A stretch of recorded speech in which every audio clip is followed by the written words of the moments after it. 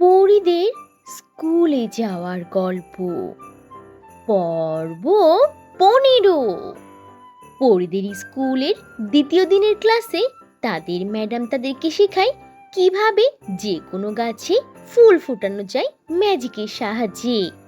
Ma'am তাদেরকে ক্লাসের টপিকসটা সুন্দর করে বুঝিয়ে দেখায়।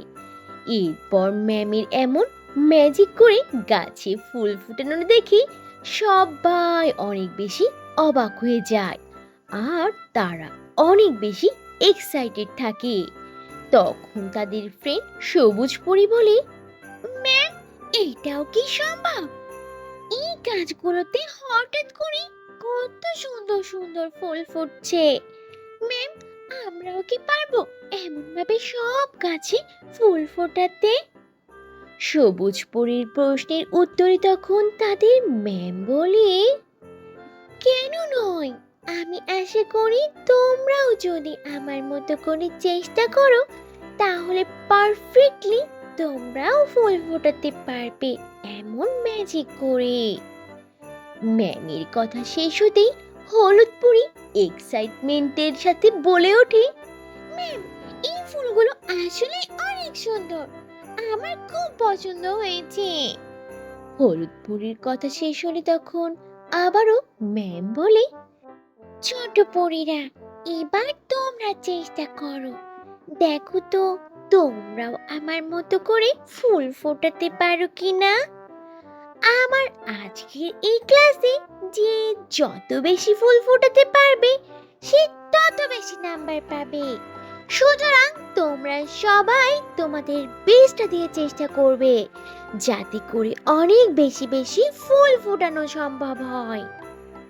ম্যামের কথা শেষ হলে তখন অনেকক্ষণের নীরবতা শেষ করে লাল পরি বলে, ঠিক আছে ম্যাম, আমরা চেষ্টা করব অনেক বেশি বেশি ফুল ফোটানোর। আমরা আমাদের বেস্টটা দিয়ে চেষ্টা করব, এরপর দেখা যাক কে কতটুকু করতে পারি আমরা। আজকে তো সবার কথা শুনে মনে হচ্ছে সবাই অনেক ভালো করে পারফরমেন্স করবে। তাহলে বলো তো আজকের এই নতুন আর এক্সাইটেড টপিকসে কে ফার্স্ট হতে যাচ্ছে?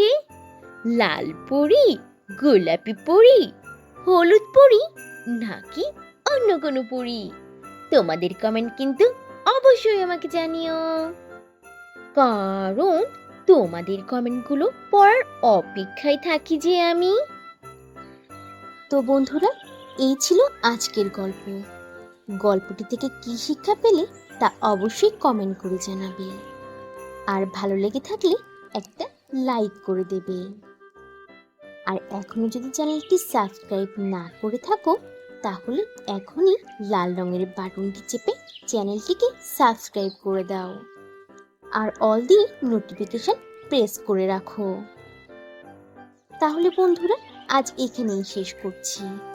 আবার দেখা হবে নতুন কোনো ভিডিওতে নতুন কোনো গল্প নিয়ে।